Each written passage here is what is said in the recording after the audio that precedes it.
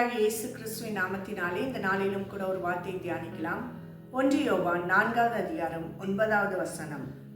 தம்முடைய ஒரே பேரான குமாரனாலே நாம் பிழைக்கும்படிக்கு தேவன் அவரை உலகத்திலே அனுப்பினதினால் தேவன் நம்மேல் வைத்த அன்பு வெளிப்பட்டது.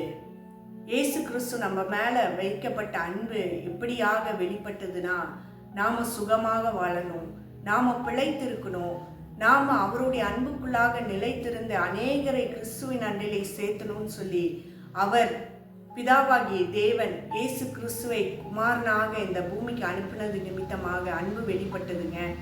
அந்த அன்பு நமக்குள்ளாக நிறைவாக இருக்கும்போது பார்த்தீங்கன்னா, அவர் பிறந்த நாளை கொண்டாட போகிற இந்த மாதத்திலே ஏழைகள், திக்கற்றவர்கள், அனாதைகள், ஊனமுற்றவர்கள், இன்னுமாக பெற்றோரால் கைவிடப்பட்ட பிள்ளைகள், பிள்ளைகளால் கைவிடப்பட்ட பெற்றோர்கள் சொல்லி அநேகர் திக்கற்றவர்களாக நம்மை சுற்றி வாழ்ந்து கொண்டிருக்கிறாங்க.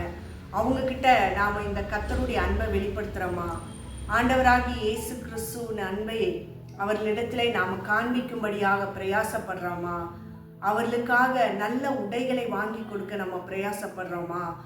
நாமும் நல்ல ஆகாரத்தை உட்கொள்ளணும்னு சொல்லி நல்ல பிரியாணி செய்கிறோம். அப்படிப்பட்ட உணவுகளை நாமோ இப்படிப்பட்ட திக்கற்ற பிள்ளைகளுக்கு கொடுக்க நாம் பிரயாசப்படுறோமா? இந்த நாட்களிலே இப்படிப்பட்ட பிரயாசங்களை நாம் படும்போது தான் கர்த்தருடைய பிறப்புக்கு ஒரு அர்த்தம் இருக்கும்.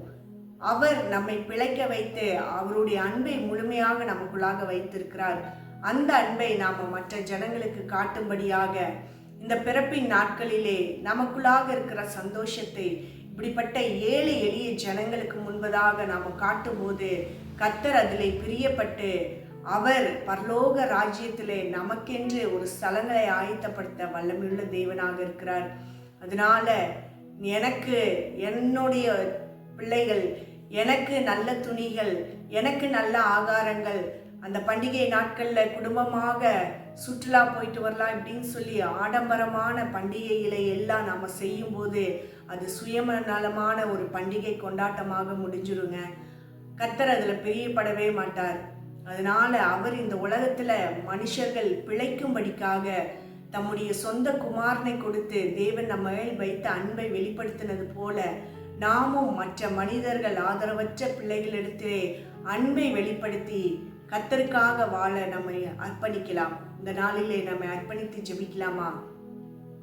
கிருபையுள்ள தகப்பனே, நம்மை நன்றியோடு துதிக்கிறோம் அப்பா, ஸ்தோத்தரிக்கிறோம் ராஜா. அப்பா, நீர் ஆண்டவரே மனுஷனாக இந்த பூமியில பிறந்து உங்க அன்பை வெளிப்படுத்தினீங்க ஆண்டவரே. அப்பா, அதே போல உங்களுடைய பிறப்பை நினைவு கூறுகிறதான இந்த நாட்களிலே நாங்களும் ஆண்டவரே பிரயோஜனமாக ஆதரவற்ற பிள்ளைகள், அனாதைகள், திக்கற்றவர்கள், அப்பா கைவிடப்பட்டவர்கள், இப்படி அன்புக்காக ஏங்குகிற ஜனங்களை தேடி போய் ஆண்டவரே அவர்களுக்கு உணவளிக்கவும், அவர்களுக்கு புத்தாடைகளை கொடுக்கவும், அவர்களுடைய மகிழ்ச்சியிலே ஆண்டவரே உங்களுடைய அன்பை அவர்களுக்கு வெளிப்படுத்தவும் கர்த்தர் நீர் எங்களுக்கு உதவி செய்யுங்க ஆண்டவரே.